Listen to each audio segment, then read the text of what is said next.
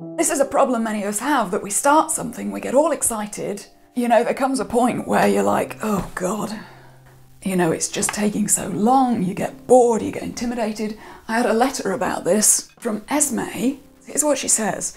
I struggle most with following through on a project. I want to make things and I do have the ideas for them, only often I'm not able to complete them. Sometimes the projects start to bore me, sometimes the projects are just too big and I'm intimidated and just starting them hasn't helped. I'm a beginner and for me it's difficult to learn new things as it often doesn't come out perfect and that scares me.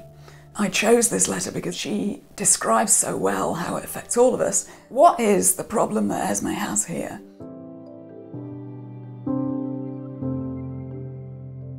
So the peacock dress is not the only ongoing long-term project I have. I also have a small project that I've been working on for years and has been stalled for a long time. Years ago, I got my hands on this book, which is Berlin work. It's about needlework in the 19th century. There was an explosion in home needlework at this time because it's in the early 19th century that the first one of these patterns on graph paper was mass-produced. So mass-produced embroidery patterns became a thing. So there was this huge explosion, and particularly in this Berlin work, which is actually what you might call petit point, but it became known as Berlin work because the first pattern was produced in Berlin. I fell totally in love with these two books of basically original embroidery patterns. If you look very closely, they are on this graph paper in these little squares. So of course, as a modern maker and sewer, this reminds me of the first piece of embroidery I ever did, which was one of those little kids' tapestry kits.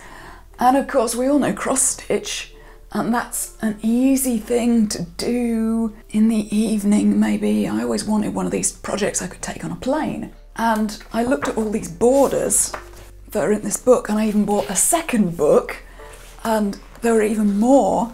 And there were just these beautiful, beautiful patterns. And how tempting is it to bring these to life? So I picked one of these borders. I printed it out, just did a colour photocopy on my printer scanner, and I thought, well, how hard can it be to go through and just make this into a diagram and figure it out as a cross-stitch pattern, because I could make it into a pair of suspenders, or braces as we call them in the UK, because there was this great fashion, particularly in the 1830s, 40s, I think, for women to embroider a pair of suspenders for their sweetheart. There are lots of examples of those all over Pinterest. This is the pattern I took. I got a couple of pieces of graph paper and I figured out by peering at this little pattern and made, you know, the kind of diagram you get with embroidery kits.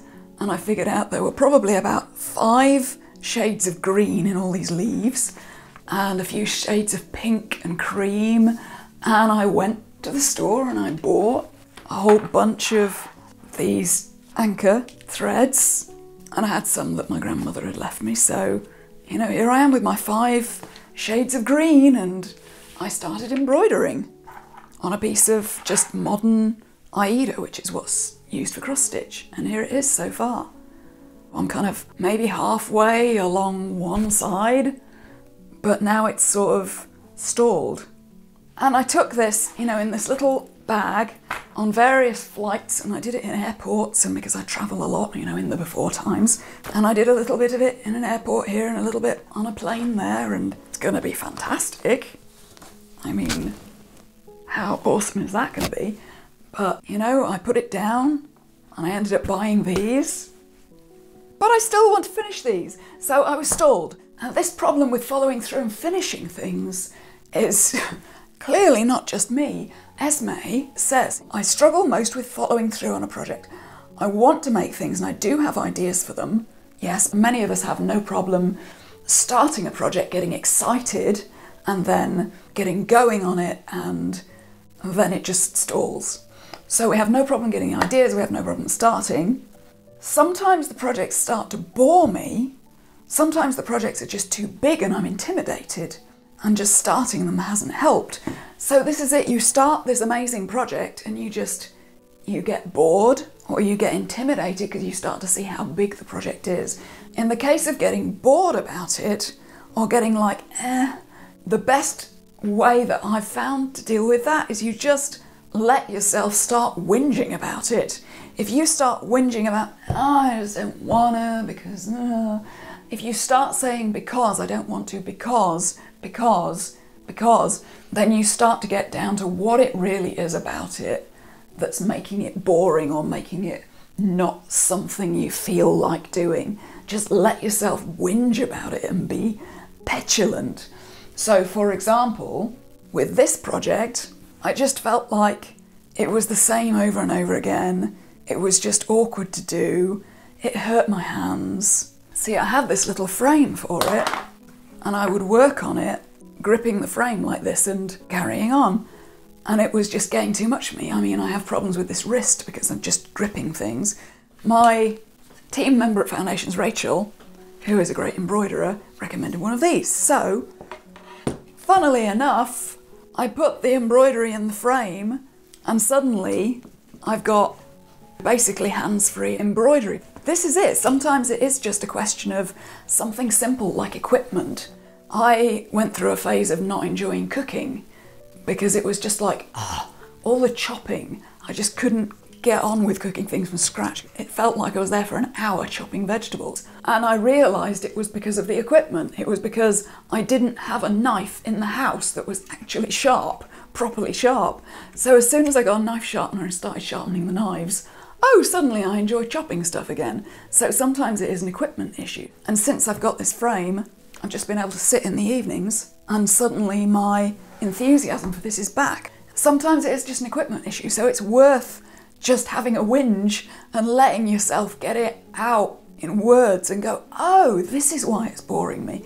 This is why it's a pain to do. Sometimes it can be that you've made a mistake or something has gone wrong that isn't that big a deal and you've carried on anyway, but you should have actually fixed it at the time. So maybe what you need to do is just take the time and go back and fix that thing, and suddenly it gets exciting again. In the case of it being intimidating, I mean, Esme also says, sometimes the projects are just too big and I'm intimidated and just starting them hasn't helped.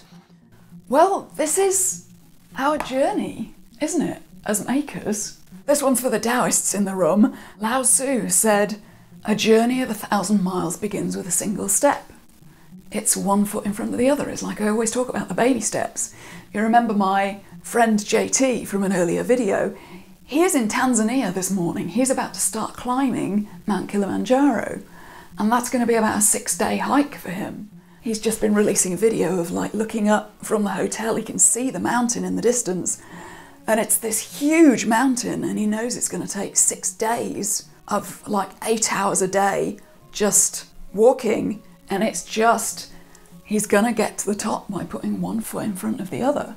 And that's often what it's about. It's about the trudging. You know, trudging? To trudge? To trudge, the slow, weary, depressing yet determined walk of a man who has nothing left in his life except the impulse to simply soldier on. That sounds kind of depressing, we're soldiering on, but that is the work. That's what unites us as makers. That's what unites us from the most inexperienced beginner up to the most skilled professional. All of us are just doing one stitch after another. All of us are doing essentially the same thing. It's a practice. It's a practice of putting faith in the process. Each of us is taking a needle and thread and just one stitch and another stitch and another stitch, and that's the practice. That's the meditation. You know, making something is not about the finished result, it's about the process. And it's about the process, the very humble process of coming back to it over and over again and just doing a little bit more and a little bit more and a little bit more and having the faith this is gonna be finished and it's gonna come out, and it's gonna come out maybe how I want it, maybe not. It's a practice, and that's what creates doing that one foot in front of the other, doing that trudging is just what makes the progress. And as you make 5 minutes of progress and 5 minutes of progress, each night as I do 5 more minutes on this embroidery, you start to build the momentum that gets you excited again. It really is just one foot in front of the other. It's as simple and as difficult as that. As you move towards finishing it, we come to Esme's third issue, which is, she says, I'm a beginner, and for me it's difficult to learn new things as it often doesn't come out perfect, and that scares me. We do often have a trouble finishing things because once you finish it, it's not going to be perfect. I think the problem there that you need to get over is that there's a transition that you go through when you switch from having a project to having a finished thing. And that's because you change role from maker to owner of a thing. You switch when it's finished from being the maker of the thing to the person who's judging the finished thing. So when you're afraid of finishing, it's really the maker in you who is afraid of the owner and the judge who's going to look at the finished thing and judge it. And the maker needs to talk to the owner and say, I'm okay with this, however it turns out. I don't really care what the owner thinks, because the maker had fun making it. When you have that moment at the end, when you step back and you own it, you've not only got to own the thing you've made, you've got to own the stage that you're at. This is what I can do right now, and this is okay. You can let it go, you can release it so that you can let something new happen and so that you can move to a new stage and get better at what you're doing. So, your homework is to finish something. Take something small, and it doesn't have to be something that you're making, it could be any random thing around the house. Pick two things that you've been procrastinating over and finish them. And then let me know about it in the comments.